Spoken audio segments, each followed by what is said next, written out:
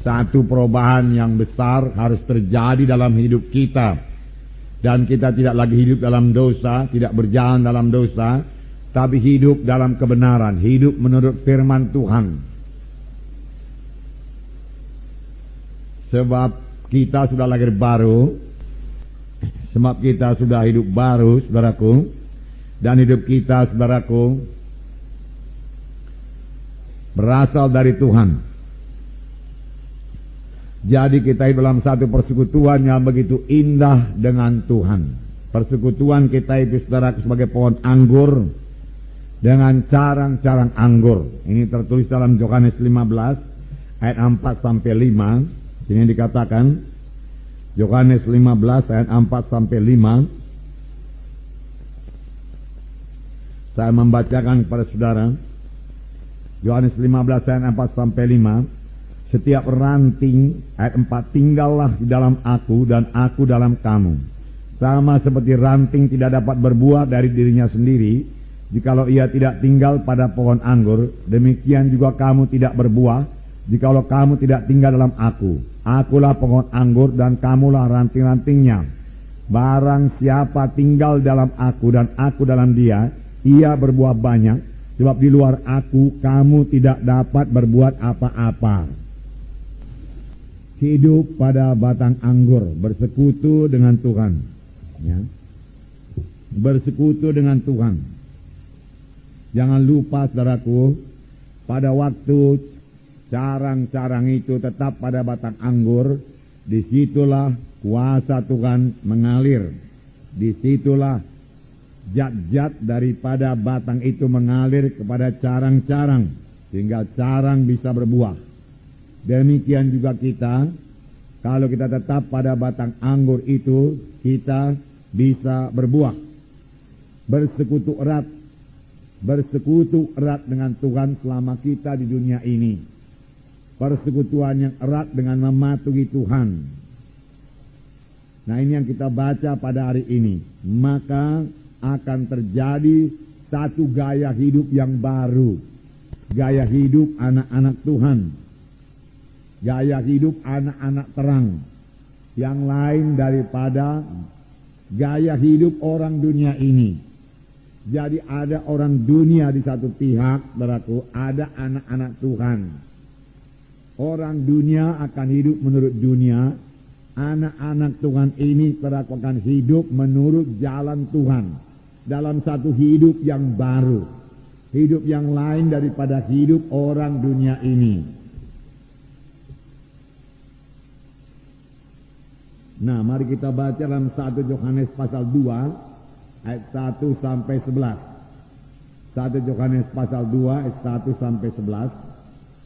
Kemudian ayat 15 sampai 17. Kita baca bersama-sama. Anak-anakku, hal-hal ini kutuliskan kepada kamu, supaya kamu jangan berbuat dosa. Namun jika seorang berbuat dosa, kita mempunyai seorang pengantara kepada Bapa, yaitu Yesus Kristus yang adil. Dan ia adalah pendamaian untuk segala dosa kita, tetapi juga untuk dosa seluruh dunia. Dan inilah tandanya bahwa kita mengenal Allah, yaitu jikalau kita menuruti perintah-perintahnya. Barang siapa berkata, aku mengenal dia, tetapi ia tidak menuruti perintahnya, ia adalah seorang pendusta, dan di dalamnya tidak ada kebenaran. Tetapi barang siapa menuruti firman-Nya, di dalam orang itu sungguh sudah sempurna kasih Allah. Dengan itulah kita ketahui bahwa kita ada dalam Dia. Barang siapa mengatakan bahwa ia ada dalam Dia, ia wajib hidup sama seperti Kristus telah hidup. Saudara-saudara yang kekasih, terus, bukan perintah baru yang kutuliskan kepada kamu, melainkan perintah lama yang telah ada padamu dari mulanya. Perintah lama itu ialah firman yang telah kamu dengar. Namun perintah baru juga yang kutuliskan kepada kamu, ternyata benar di dalam Dia dan di dalam kamu. Sebab kegelapan sedang lenyap dan terang yang benar telah bercahaya. Barang siapa berkata bahwa ia berada dalam terang, tetapi ia membenci saudaranya, ia berada dalam kegelapan sampai sekarang. Barang siapa mengasihi saudaranya, ia tetap berada dalam terang, dan dalam Dia tidak ada penyesatan. Tetapi barang siapa membenci saudaranya, ia berada dalam kegelapan dan hidup dalam kegelapan. Ia tidak tahu kemana ia pergi, karena kegelapan telah membutakan matanya. 15. Janganlah kamu mengasihi dunia dan apa yang ada di dalamnya. Jikalau orang mengasihi dunia, maka kasih akan Bapa tidak ada dalam orang itu. Sebab semua yang ada di dalam dunia, yaitu keinginan daging dan keinginan mata, serta keangkuhan hidup, bukanlah berasal dari Bapa, melainkan dari dunia. Dan dunia ini sedang lenyap dengan keinginannya, tetapi orang yang melakukan kehendak Allah hidup selama-lamanya. Nah, tetap hidup selama-lamanya. Puji Tuhan. Dunia ini sedang lenyap. Maksudnya sistem hidup dunia ini, sistem hidup berdosa, sedang lenyap. Jadi di sini kita melihat gaya hidup yang baru yang harus dihidupi oleh anak-anak Tuhan setelah dia lahir baru. Pertama dikatakan di sini, anak-anakku, hal ini kutuliskan kepada kamu supaya kamu jangan berbuat dosa. Jangan berbuat dosa. Inilah nasihat yang pertama dalam pasal 2 ini yang disampaikan Rasul Yohanes. Jangan berbuat dosa. Anak Tuhan yang sudah lahir baru dapat menang atas dosa. Bisa menang atas dosa. Kalau dia menetapkan hati untuk tidak berdosa, dia pasti berkemenangan. Sebab dia bukan hamba dosa lagi, dia hamba kebenaran. Tetapi bukan berarti anak-anak Tuhan yang sudah lahir baru penuh Roh Kudus tidak bisa berbuat dosa. Dia tetap bisa berbuat dosa. Bahkan bisa murtad. Murtad artinya meninggalkan jalan Tuhan terang-terangan dan melawan Tuhan. Dan melakukan hal-hal yang keji, yang najis. Sesudah dia selamat. Bisa. Bisakah itu terjadi? Bisa. Itu sebabnya Rasul Yohanes ini berkata, jangan kamu berbuat dosa. Tegas. Tetap kalau dalam hati saudara, aku tidak mau berbuat dosa. Dosa itu sangat merugikan. Dosa itu menutup berkat Tuhan, menutup persekutuan saudara dengan Tuhan. Dosa itu saudaraku menjadi pintu kepada setan untuk datang dalam hidup kita, hidup keluarga kita. Dosa itu saudaraku selalu dituduhkan setan kepada kita, sehingga iman kita tidak kuat, tidak teguh. Oleh sebab itu jangan mau berdosa. Amin saudara. Jangan mau berdosa. Jangan mau berdosa. Jadilah seperti Yusuf saudaraku dalam perjanjian lama, yang dengan tegas berkata tidak, ya, tidak mau dia berbuat dosa. Jadilah seperti Daniel yang kita dengarkan minggu yang lalu, Sadrak, Mesak, Abednego, yang menetapkan hatinya untuk tidak menajiskan dirinya. Demikian juga hidup anak-anak Tuhan pada akhir zaman ini, di mana dosa bertambah-tambah, tetapi dia harus menetapkan dirinya untuk tidak berdosa. Tidak berdosa. Sekarang aku bukan hamba dosa, hamba kebenaran. Oleh sebab itu aku tidak mau berdosa. Roma pasal 6 mengatakannya. Dahulu memang tidak bisa. Dahulu kalau dosa datang, setan datang, kita kalah. Tetapi sekarang tidak perlu lagi. Roma pasal 6 ayat 14. Saya bacakan pada saudara. Sebab kamu tidak akan dikuasai lagi oleh dosa. Karena kamu tidak berada di bawah hukum Taurat, tetapi di bawah kasih karunia. Kamu tidak dikuasai lagi oleh dosa. Karena kamu tidak di bawah hukum Taurat. Tidak dikuasai lagi oleh dosa. Amin. Dosa tidak berkuasa atas kita. Amin. Itu sebabnya Rasul Yohanes berkata, jangan berbuat dosa. Itu betul sekali. Bisa tidak berbuat dosa. Kemudian ayat 17. Tetapi syukurlah kepada Allah. Roma 6 ayat 17. Tetapi syukurlah kepada Allah. Dahulu memang kamu hamba dosa. Tetapi sekarang kamu dengan segenap hati telah mentaati pengajaran yang telah diteruskan kepadamu. Kamu telah dimerdekakan dari dosa dan menjadi hamba kebenaran. Amin. Dahulu itu hamba dosa. Tetapi dengan penyerahan diri kita sepenuhnya kepada Tuhan, Mentaati perintah Tuhan, kita dimerdekakan dari dosa dan menjadi hamba kepada kebenaran. Jadi yang pertama dikatakan, ya, jangan berbuat dosa. Pilihlah untuk tidak berbuat dosa. Anak Tuhan yang sudah lahir baru sebenarnya tidak suka lagi kepada dosa. Sebenarnya saudara tidak sanggup lagi cara hidup dalam dosa. Hanya iblis bisa menggoda. Tapi setelah kita jatuh kepada dosa, kita sangat menyesal. Sangat rugi rasanya. Nah, dalam hal itu jangan mau ditekan terus oleh setan. Ada juga anak Tuhan yang merasa sangat kalah, sehingga dia mau meninggalkan Tuhan. Dia merasa tidak ada harapan lagi dalam mengikuti Tuhan ini. Aku tinggalkan saja Tuhan, itu tipuan setan, jangan mau. Selalu tersedia darah Yesus untuk menyucikan saudara. Amin.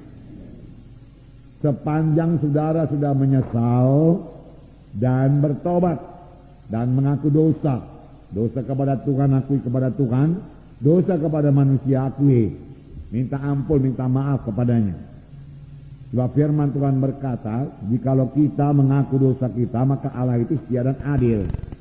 Maka darah Yesus menyucikan kita daripada segala dosa. Di mana tertulis saudaraku? 1 Yohanes 1 ayat 9. Dan lagi dikatakan di sini tadi dalam ayat 2, 1 Yohanes 2 ini, dan ia adalah pendamaian untuk segala dosa kita, dan bukan untuk dosa kita saja, tetapi juga untuk dosa seluruh dunia. Ia adalah pendamaian. Ia adalah pendamaian. Jadi Yesus adalah pendamaian kita. Tuhan Yesus dijadikan dosa supaya kita jadi kebenaran. Tuhan Yesus sudah dihukum. Tuhan Yesus telah memenuhi hukuman Allah yang adil terhadap dosa, supaya manusia tidak perlu dihukum lagi. Keadilan Tuhan sudah dibela, kesucian Tuhan sudah dibela. Dan semua orang yang percaya kepada Tuhan Yesus dan menerima Dia sebagai Tuhan dan Juru Selamatnya, bertobat, maka kepadanya diberi hak menjadi anak-anak Allah. Amin. Ya, menjadi anak-anak Allah.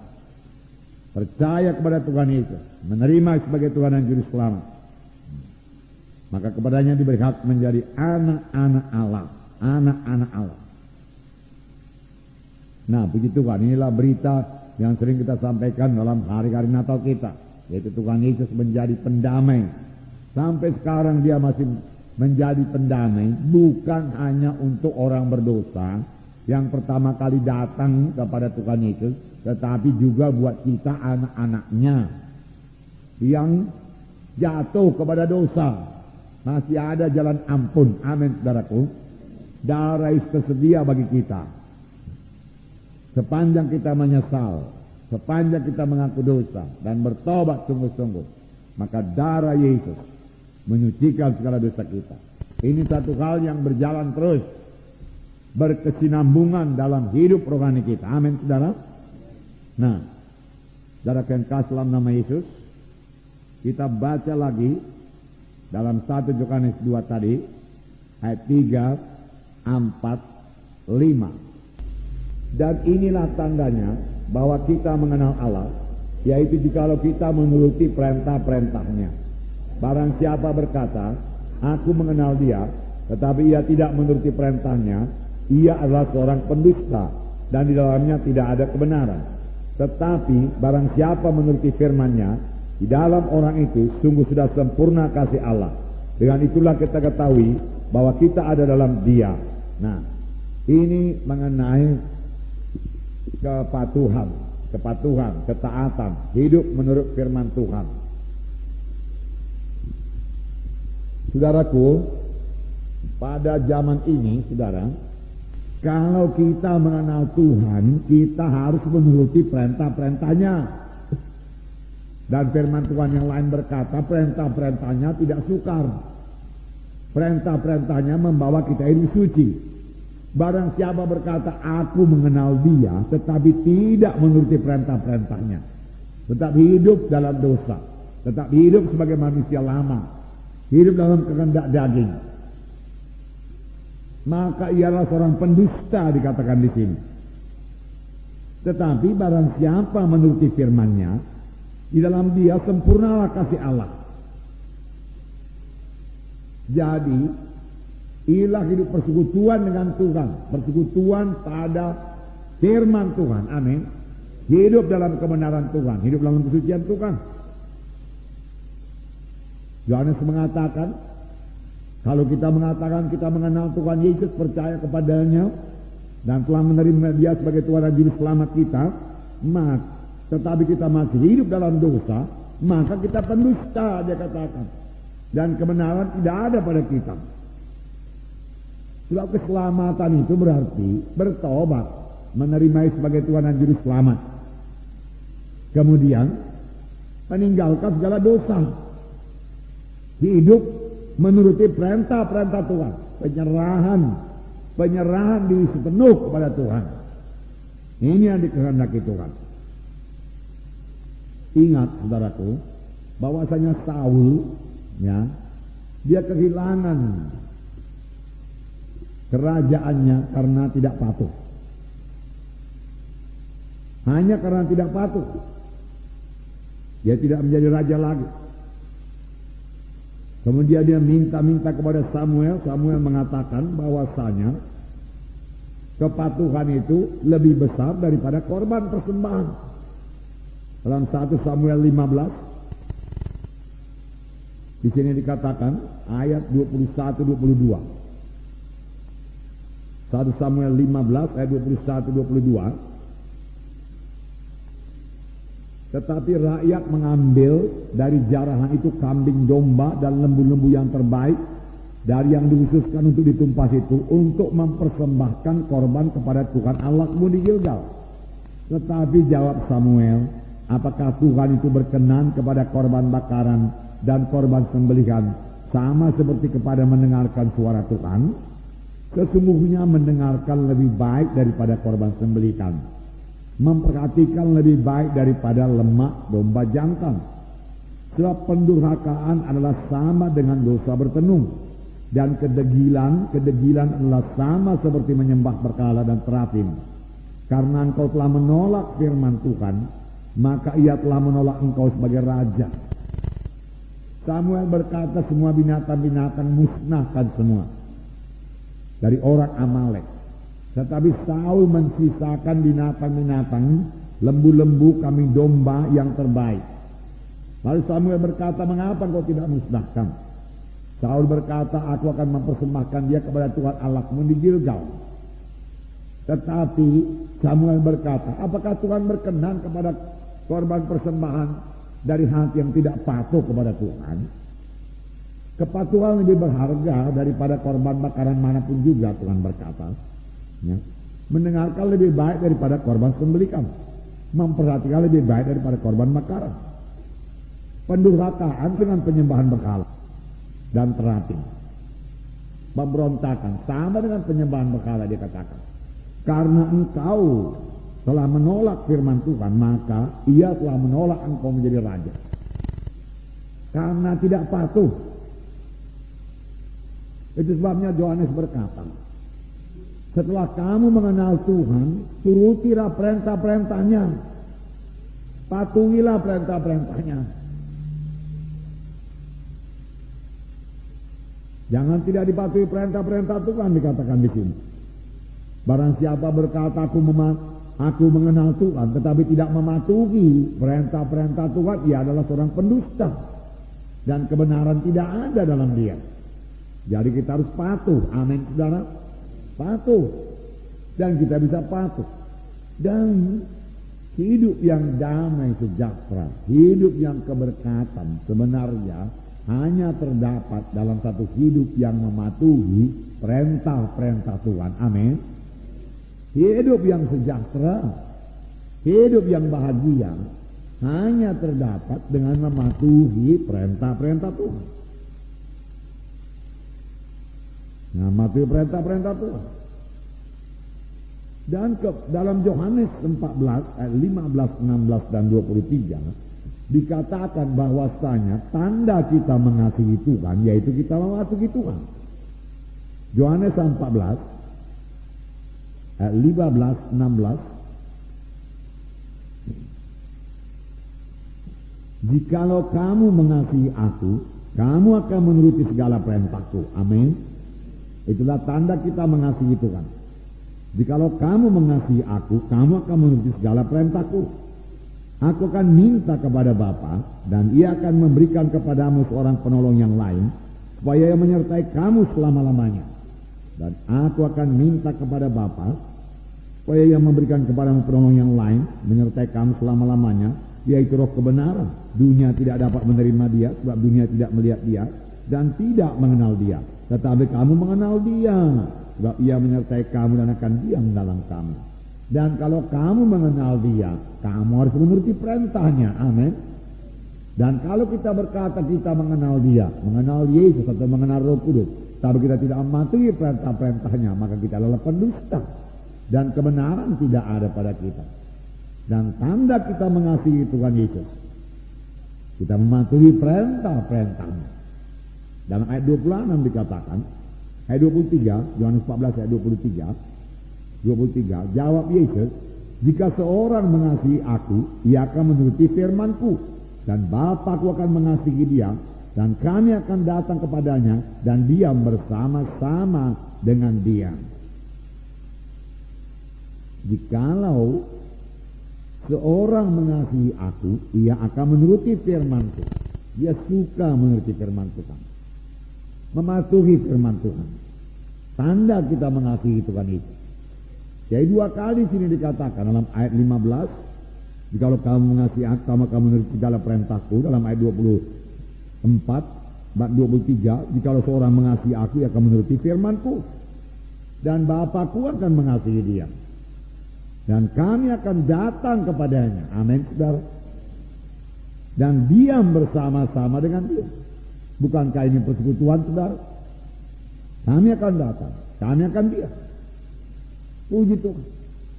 Biarlah Tuhan berdiam dengan limpahnya dalam kita. Amin, saudara. Yesus dalam saudara. Dalam ayat yang lain kita ini dikatakan rumah Roh Kudus. Itu sebabnya kita bisa meletakkan tangan atas orang sakit, lalu orang itu akan sembuh. Karena waktu kita meletakkan tangan, saudaraku, Tuhan Yesus yang dalam kita itu juga ikut meletakkan tangan atas orang tersebut. Dan kuasa Tuhan juga mengalir kepada orang tersebut untuk kesembuhan orang tersebut. Amin, saudara. Percayakah saudara hal ini? Ya. Pada waktu KKR di Kuala, saya mengatakan kepada pendoa syafaat pada waktu itu, berdoalah, sini banyak orang sakit. Biarlah terjadi sebagaimana kisah Rasul pasal 8. Saya katakan waktu itu coba baca kisah Rasul pasal 8. Dan dia baca mulai ayat 4. Mereka yang tersebar itu menjelajah seluruh negeri sambil memberitakan Injil. Dan Filipus pergi ke suatu kota di Samaria dan memberitakan Mesias kepada orang-orang di situ. Inilah berita kita dalam berita Natal, amin. Mesias. Kemudian ketika orang banyak itu mendengar pemberitaan Filipus dan melihat apa? Tanda-tanda yang diadakannya, mereka semua dengan bulat hati menerima apa yang diberitakannya itu. Jadi yang pertama perlu terjadi tanda-tanda. Penyataan-penyataan kuasa Tuhan harus terjadi bertambah-tambah dalam sidang Tuhan pada akhir zaman ini, amin. Itu harus terjadi lagi. Harus. Bakal lebih daripada gereja yang mula-mula ini. Tanda-tanda, mujizat-mujizat. Sebab dari banyak orang yang keras suka roh jahat, keluarlah roh-roh itu sambil berseru dengan suara keras. Ini juga perlu terjadi. Bukan dahulu saja ada roh jahat. Sekarang ini pun lebih banyak roh jahat beroperasi. Tapi firman Tuhan berkata, keluarlah roh-roh jahat itu dengan berteriak. Jadi jangan heran kalau nanti dalam kebaktian orang berteriak, roh jahatnya keluar atau dia muntah, ya, dan lain sebagainya, saudaraku. Ya. Jangan heran. Itu harus kejadian, amin. Sebab kita memberitakan Injil yang benar. Dan banyak juga orang lumpuh dan orang timpang yang disembuhkan, maka sangat besar sukacita dalam kota itu. Waktu sidang pertama dianiaya, mereka berdoa. Lalu apakah mereka minta? Berilah kepada hamba-hamba keberanian untuk mengatakan firman-Mu dengan terus terang. Lalu Roh Kudus turun dan memenuhkan mereka semuanya. Lalu mereka mengatakan firman Tuhan dengan terus terang. Maka banyaklah tanda ajaib yang diadakan oleh rasul-rasul itu. Kemudian bayang-bayang Petrus menyembuhkan orang sakit. Maka berduyun-duyunlah orang membawa orang sakit. Supaya apabila Petrus lalu, mereka dikenai oleh bayang-bayangnya, atau bisa dijamah oleh Petrus, maka semua orang itu pun disembuhkan. Tertulis, semua mereka pun disembuhkan. Amin, saudara. Semua disembuhkan. Saudara, kuasa Tuhan harus bertambah-tambah nyata dalam sidang Tuhan. Amin. Untuk itu, saudaraku, hidup anak-anak Tuhan juga harus suci. Harus seperti dikatakan firman Tuhan ini dalam kepatuhan. Mengapa saya katakan demikian? Barangkali ini tidak saya khotbahkan pada hari Minggu. Saya khotbahkan kepada saudara yang sudah dewasa ini. Ya. Dengarkan baik-baik. Karena di mana kuasa Tuhan dinyatakan sangat luar biasa, saudaraku, kesucian sidang harus bisa dipertahankan, dijalankan. Kalau tidak, hukuman pasti jadi. Contohnya saudaraku Ananias dan Safira. Waktu itu banyak mujizat Tuhan. Kuasa Tuhan luar biasa dinyatakan. Lalu Ananias dan Safira dengan mudah menipu dalam sidang Tuhan. Dia tipu. Petrus berkata, bukanlah kami yang kau tipu, Roh Kudus yang kau tipu. Seketika itu juga dia tergeletak mati, putus nyawanya. Demikian beberapa waktu kemudian istrinya datang. Katakanlah kepada aku dengan harga sekian tanah itu kamu jual? Ya, dengan harga sekian. Anak muda yang mengangkat mayat suamimu, dia katakan, tiba di sini dan dia akan mengangkat mayatmu juga. Jatuh, tergeletak, mati. Kuasa Tuhan nyata. Oleh sebab itu saudara kemari masuk dalam kesucian. Amin saudara. Itu tentu dalam Alkitab bukan membuat kita takut saudara. Ya. Kuasa Tuhan bertambah-tambah dalam sidang Tuhan, bertambah-tambah dalam sidang Tuhan. Haleluya.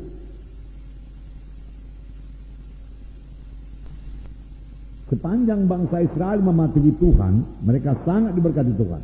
Kita baca hari Minggu yang lewat Ulangan 28. Kalau kamu mendengar suara Tuhan dengan baik-baik, melakukan kehendaknya dengan setia, maka segala berkat ini akan datang kepadamu. Itu berkat mematuhi Tuhan. Keberkatan engkau di kota, keberkatan di ladang, keberkatan di mana saja. Keberkatan buah kandunganmu dan lain sebagainya. Semua keberkatan. Kalau mematuhi Tuhan. Jikalau kamu mengenal Allah, maka kamu harus menuruti perintah-perintahnya. Kamu berkata kamu mengenal Allah, tapi kamu tidak menuruti perintah-perintahnya, maka kamulah pendusta. Nah, dan saudaraku, patuh membawa kepada keberhasilan. Yosua pasal 1 ayat 8.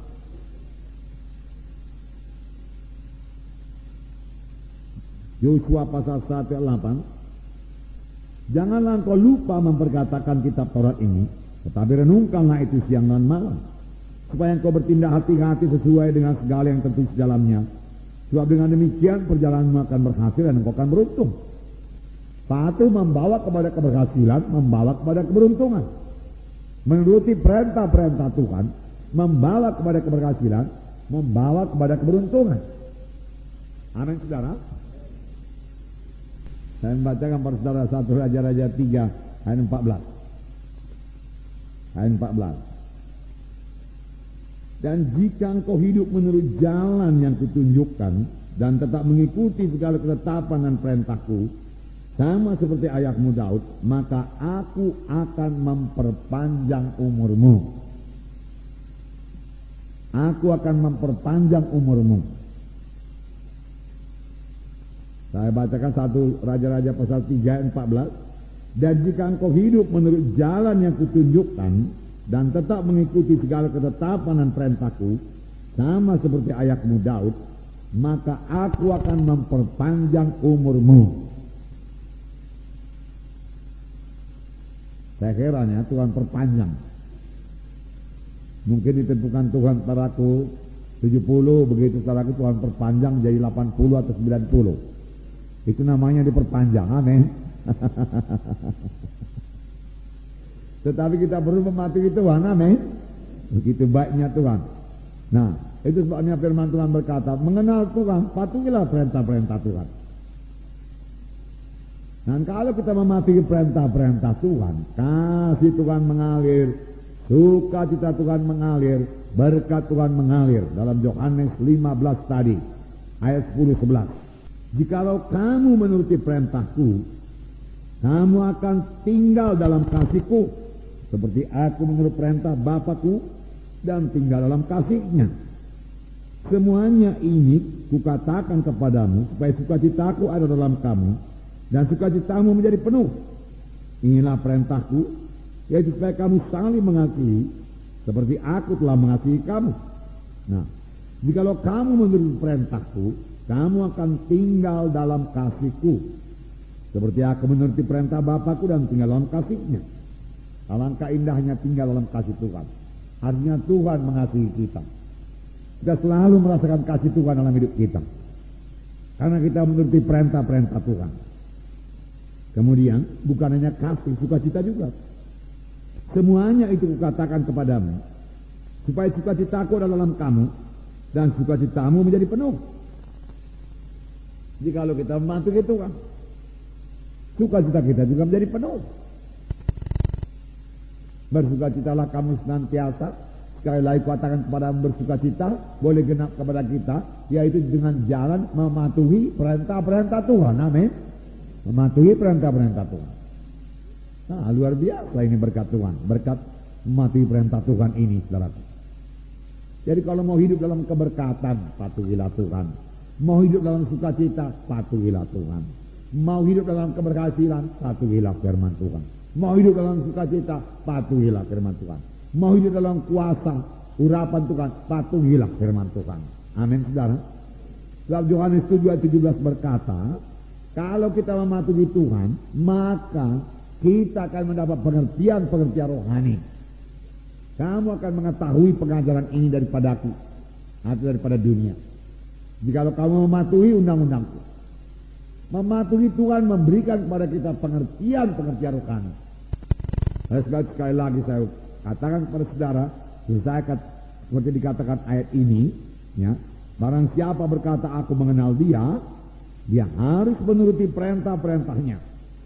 Barang siapa berkata aku mengenal Yesus, tetapi tidak menuruti perintah-perintahnya, ia adalah seorang pendusta dan kebenaran tidak ada dalam dia. Nah, puji Tuhan. Kemudian dikatakan di sini, ini lebih dalam lagi, saudara, tadi mengenai kepatuhan. Kemudian dalam ayat 6 berkata, barang siapa mengatakan bahwa ia ada dalam dia, ia wajib hidup sama seperti Kristus hidup. Ini 1 Yohanes 2 ayat 6. Saya bacakan. Barang siapa mengatakan bahwa ia ada dalam dia, ia wajib hidup sama seperti Kristus telah hidup. Untuk inilah kita dipanggil Tuhan, supaya kita hidup sama sebagaimana Yesus hidup. Inilah Kristen yang sejati. Dan saya percaya Tuhan tidak minta sesuatu yang tidak bisa kita sanggupi. Apa yang bisa kita sanggupi itu yang diminta oleh Tuhan. Memang ini memerlukan penyangkalan diri, memerlukan kesungguhan hati, mengangkat salib, dan satu kemauan menetapkan hati untuk tidak berdosa dan hidup sama sebagaimana Yesus hidup, Kristus hidup. Bagaimanakah Kristus hidup? Sebagian, saudaraku, ya ini luas sekali bagaimana Kristus hidup. Sebagian saya bacakan kepada saudara, yang garis-garis besarnya saja, yang bisa kita ikuti, kita tiru, karena Yesuslah teladan kita, amin. Yesuslah teladan kita, contoh kita. Bertambah dewasa artinya bertambah hari bertambah seperti Yesus. Betulkah itu saudaraku? Dalam karakter, ya. Buah Roh Kudus bertumbuh dalam kita.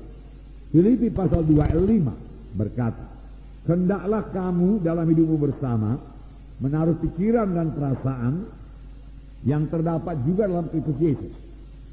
yang walaupun dalam rupa Allah tidak menganggap kesetaraan dengan Allah itu sebagai milik yang harus dipertahankan, melainkan telah mengosongkan dirinya dan mengambil rupa seorang hamba dan menjadi sama dengan manusia. Dan dalam keadaan sebagai manusia, ia telah merendahkan dirinya dan taat sampai kepada mati, bahkan mati di kayu salib. Di sini yang perlu saudaraku, Yesus merendahkan diri dan taat sampai kepada matinya. Ini yang perlu kita tiru. Kita wajib hidup sama sebagaimana Yesus hidup. Bagaimanakah Yesus hidup? Dia merendahkan diri, tidak tinggi ke hati, tidak sombong. Allah melawan orang yang sombong. Dia merendahkan diri dan taat sampai kepada mati. Dan memang pahalanya